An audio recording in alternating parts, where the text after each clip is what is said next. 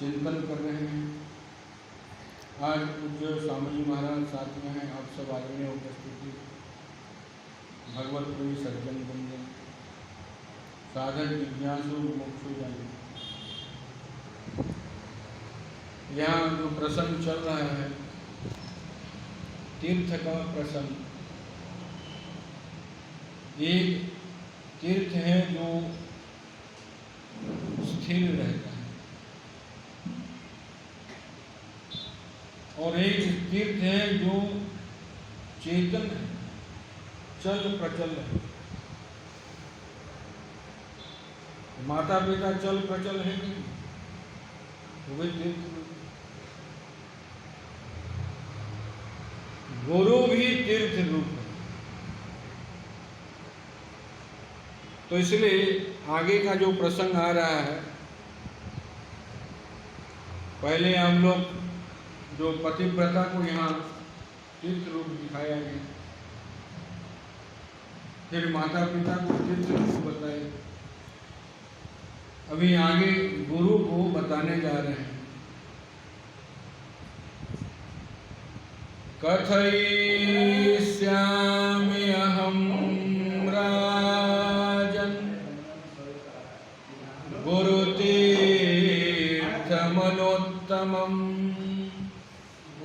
सर्वपापहरं प्रोक्तं शिष्याणां गतिदायकं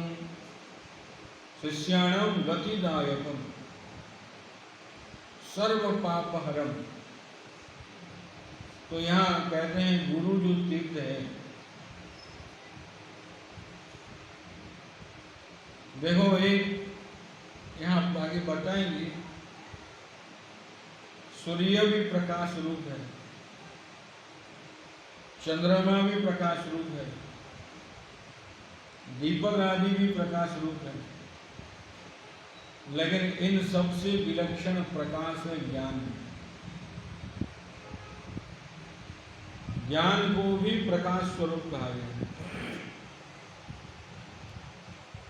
और गुरु शब्द सुनते ही एक बोध होता है, गुरु का अभिप्राय जहां से आपको ज्ञान प्राप्त होता है। माता पिता भी गुरु है। स्कूल में पढ़ने के लिए जाते हैं, वो भी गुरु है।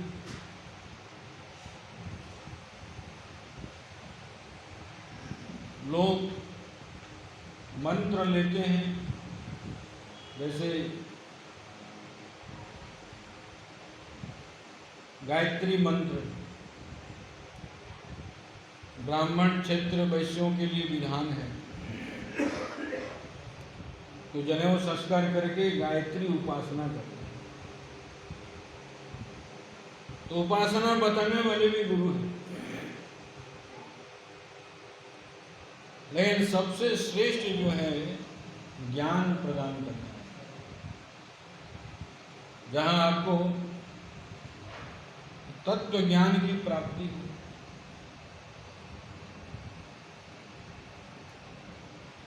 श्रीमद् भागवत में एक जगह पे कहा गया है, नृदेह माध्यम सुलभम सुदुर्लभम प्लवम सुकल्पम गुरुकर्णधारम मयानुकूलेन नभो सतेरितम नर भवाब्धिम न तरेत स यात्मा। बहुत सुंदर बात कहते हैं कि जो सबसे पहली चीज है मनुष्य शरीर को प्राप्त करना।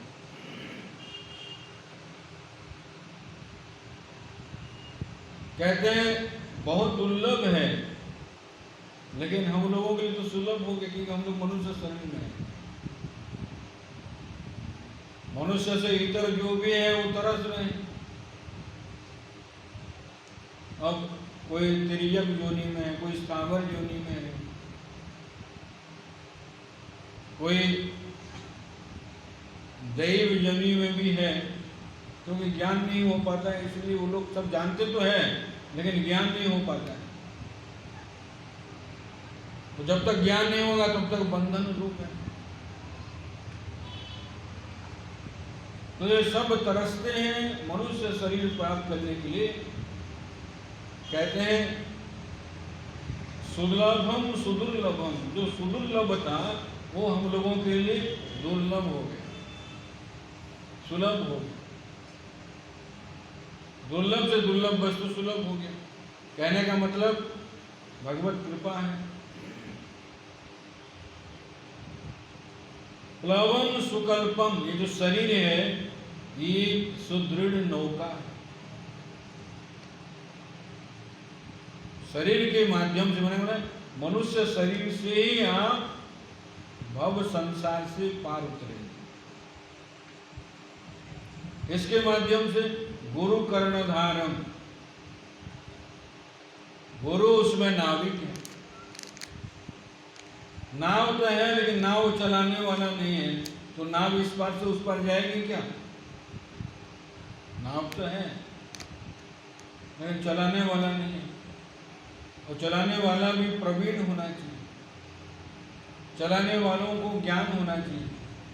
कहाँ नदी में गहरा पानी है, कहाँ चट्टान है, कहाँ क्या है, और उस बीच में जाएंगे तो नाव टूट भी सकती है।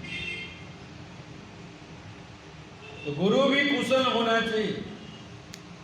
कहते हैं गुरु कर्णधारम। तीसरी बात क्या है? मायानुकूलेन नभो सतीरितम। जब आप भगवान की शरण में जाते हैं तो आपके लिए सारी चीजें अनुकूल हो जाती हैं। कहने का मतलब नौका चलाने में वायु अनुकूल हो जाती है। विपरीत दिशा से यदि वायु चल रही है तो आप प्रयास करने पर भी वहीं घूमते रहेंगे। जो आपका लक्ष्य है उस लक्ष्य तक आप नहीं पहुंच सकते, किसी दूसरी जगह पे चले जाएंगे। अब आप सोच लीजिए कितने भी प्रवीण, कितने भी कुशल गुरु क्यों ना हो, उधर से सुनामी आ रही है, नाव चलाने वाला क्या करेगा? उसमें कुछ नहीं कर सकता, और नाव उसी समुद्र में ही डूब जाएगी। अनुकूल हो जाए वायु। कहते हैं कैसे अनुकूल? भगवान की शरण में जाने से भगवान ही उसको व्यवस्थित बनाते। तो जब मनुष्य शरीर मिल जाना, गुरु की प्राप्ति हो जाना, जीवन में अनुकूलताएं आ जाना। अब अनुकूलता का अभिप्राय क्या है? खाने पीने की व्यवस्था है, रहने की व्यवस्था है। बीमार पड़ते हैं तो डॉक्टर आकर के चेकिंग करके चला जाता है, दवाई मिल जाती है, सब कुछ हो भी रहा है। लेकिन फिर भी यदि भगवत चिंतन नहीं होगा, संसार के चिंतन में ही व्यक्ति फंसा हुआ है। नर न भवाब्धि करे, ये सब कुछ होने पर भी यदि भव संसार से वो यदि पार नहीं हो रहा है तो कहते हैं स आत्महा। कहने का मतलब पुनर्जन्म के चक्र में फिर उसको जाना पड़ेगा।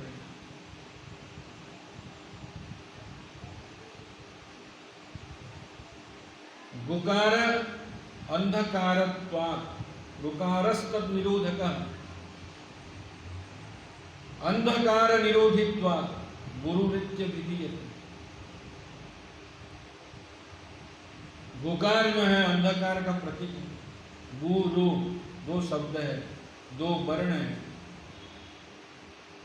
गुरु जो शब्द है वहां दो वर्ण है, गु है, रु है। गु का अभिप्राय है अंधकार, और रू का मतलब अंधकार को हटाना, प्रकाश करना,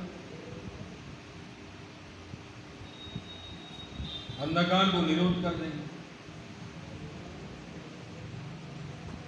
आध्यात्म के बारे में अज्ञान है। अभी खेती करने वाले को पूछेंगे तो खेती की ज्ञान तो है उसको, लेकिन आत्मा के बारे में पूछें क्या, हमको पता नहीं आत्मा क्या चीज। उसको यदि आप पूछेंगे आत्मा परमात्मा के बारे में, जो सत्संग नहीं करते हैं, शास्त्र श्रवण नहीं करते हैं, पठन नहीं करते हैं, तो उन लोगों को बेचारों को पता नहीं लगेगा। होगा कहीं कोई आत्मा, तो उसका अज्ञान रहता है। लेकिन जब हम लोग सत्संग करते हैं तो आस्ते आस्ते जीवन में भी प्रकाश आता है, ज्ञान बढ़ता है। तो यहाँ मैं एक ग्रंथ पढ़ रहा था,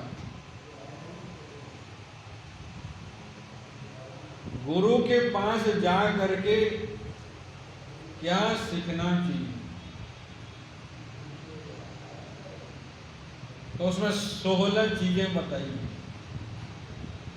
कितने? 16 चीजें बताई गई है कि गुरु के पास हम जाएं तो क्या सीखें। तो बहुत सारे लोग तो यही सोचते हैं कि बीमारी ठीक हो जाए, फैक्ट्री ठीक से चले, खेती बाड़ी हो जाए, मैंने लौकिक जिज्ञासा लेकर के जाते हैं। और लौकिक जो जिज्ञासा है ना, ये आपके प्रारब्ध पर निर्भर करता है। अच्छा, सुदामा से बड़ा भक्त भगवान का कोई हो सकता है क्या? क्या सुदामा भजन नहीं करता था? लेकिन उनके जीवन में भी तो गरीबी है, उनके जीवन में गरीबी है। अच्छा, गरीबी तो है, लेकिन क्या उन्होंने भजन को छोड़ी? गुरुकुल में जो ज्ञान प्राप्त था, भगवान कहते हैं सुदामा जैसा ब्राह्मण मिलना बहुत कठिन है, जो गुरु के ज्ञान को आचरण में ढाला था। भगवान भी सुदामा के पैर प्रक्षालन करते हैं। मनुष्य जीवन में मानवोचित व्यवहार। तो यहां कहने का मतलब 16 चीजें गुरु के पास जा करके सीखना चाहिए, अभ्यास करना चाहिए।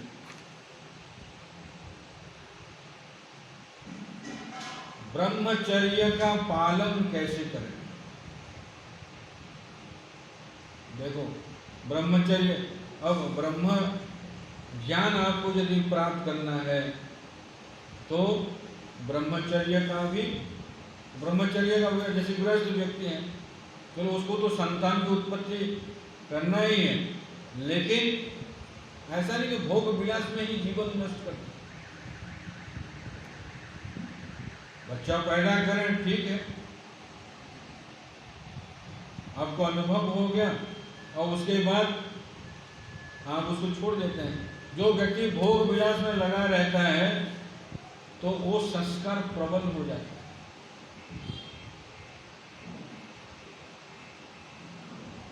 तो इसलिए गुरु के पास जाकर के ब्रह्मचर्य का अभ्यास, दर्शन, पर्शन, भाषण, इनसे थोड़ा बचना चाहिए। और यदि जहां बच नहीं सकते हैं तो भाव को शुद्ध बनाओ। भाव कैसे? कि भाई मातृभाव से आप देखो, रामकृष्ण परमहंस थे, अपनी पत्नी को भी मां के रूप में देखते।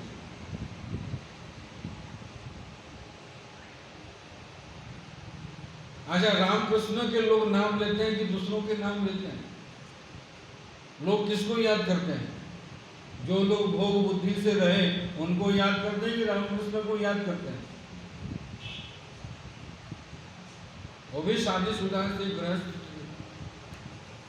तो यहाँ कहने का मतलब ब्रह्मचर्य कैसे पालन करें, ये गुरु के पास जा करके सीखना चाहिए।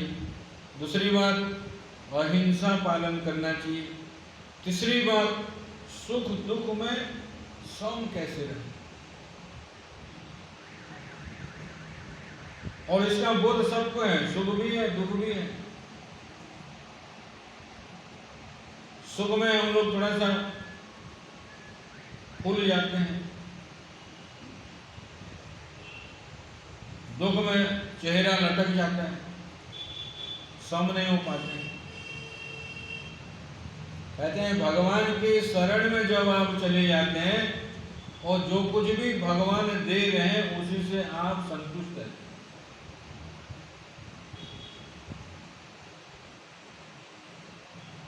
सुखे दुखे समय कृत्वा लाभा लाभो जया जयो ततो युद्धाय युज्यस्व नैवं प्रापं मोक्षस्य। भगवान कहते हैं आप अपने कर्तव्य कर्म करो, लेकिन यदि आप सुख दुख में सम है तो आपको पाप स्पर्श नहीं कर सकता। तो हाँ, पाप जो है पुण्य भी नहीं स्पर्श कर सकता है, पाप पुण्य से आप परे चले जाएंगे। तो जो कुछ भी भगवान दे रहे हैं कि मतलब अपने ही जो कर्म था उस कर्म का फल ही देते हैं वो। जैसे आप सोच लीजिए किसी बैंक में आप पैसा रखें,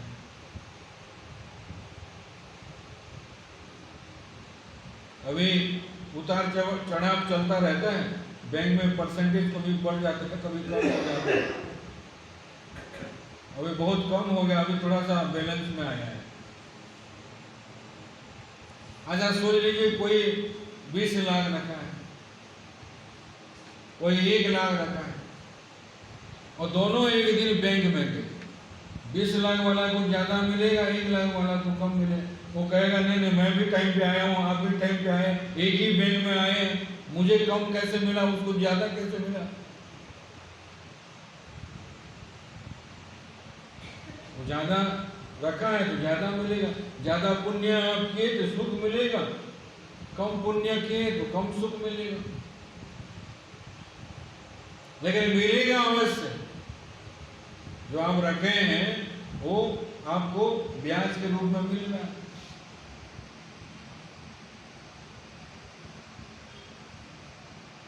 तो इसलिए जो जानता है कि होगा नहीं महाराज मैं तो इतना ही रखा हूं तो मेरे को तो इतना ही मिलेगा, अब अधिक की इच्छा करना मेरे लिए बेवकूफी है। अच्छा रोएगा तो मिलेगा कि नहीं? जितने रखे हैं उतने ही मिलेगा। और हम लोग कहते हैं हमको सुख नहीं मिल रहा है। अरे भाई उस प्रकार के कर्म आपके जीवन में पहले नहीं हुआ है, कभी आप गिड़गिड़ाएंगे कभी भी नहीं मिलने वाला। तो इसलिए सुख दुख में सम होना, आपको पता लग जाए कि ये मेरा कर्म मुझे फल दे रहा है। हो सकता है दुख के रूप में दे सकते हैं, सुख के रूप में भी दे सकते हैं। सम, और ये संपूर्ण गीता शास्त्र में भगवान ने इसी को ही बताया, यहां सम कैसे रहे।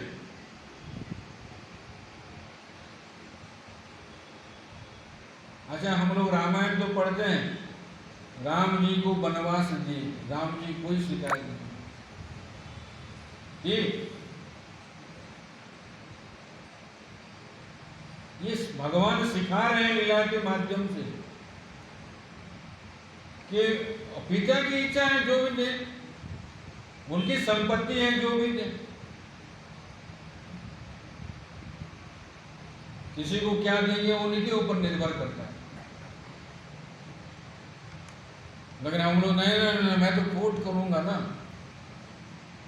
अब हम लोग दूसरे रास्ता अपनाते हैं, नूतन कर्म शुरू हो जाता है। लेकिन जो मोक्ष प्राप्त करना चाहता है और आध्यात्म मार्ग में चल रहा है वही इसको अनुभव कर सकता है, दूसरा नहीं अनुभव कर सकता।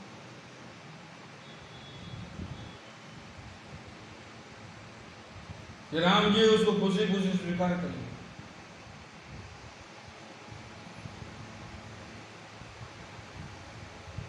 एक और एक भद्र व्यक्ति थे, उनके 3 लड़के थे।